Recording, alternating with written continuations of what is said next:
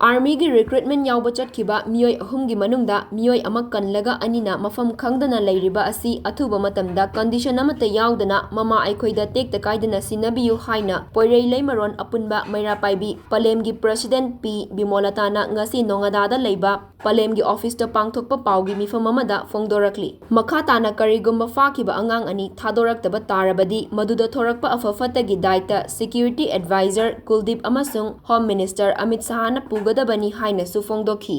मखोय अहुम पुन्ना समिनखिबनी अमना नोंमा हलगा अमना नोंमा कोलगा अदमाइना तोंगा तोंगा समिनखिबा नते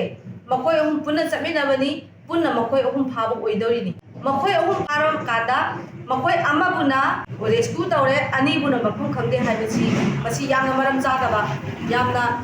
वाखल चिंगनगाय ओइबा मनी हौजी वीडियो अमा वायरल ओइरगलिबा हाइबदी अंगांग अनीसिबु फादा थमलिबा मखोयना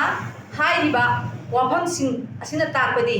लौथुनबा अमा तसेंगना यावरे हाइबसीगी सिंगना याम सावना लै मरम असिना अंगांग अनीसी याम अथुबा मतमदा टेक्ता काइदना विदाउट कंडीशन दा लमदम सिगी ममा ओइबिसिंग सिनगदवनी नत्रगदी यूनिफाइड कमांड कुलदीप अमदी home minister India home minister Amit Shah दा मसिगी टेक्टा पुनम मसिगी दायित्व पुनम मखोइना पुगदवनी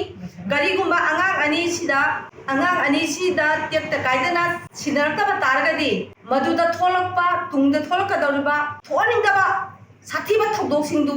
सोइदन थोलकनी मखोइगी मथक्ता तागनी हाइबसी मसी सुगै सोइदन मखोइना खंफम थोई मरम असिना अथुबा मतमदा अंगांग अनीदु लमदमसिगी ममा ओइबिसिंगा अथुबा मतमदा सिनाव हाइबा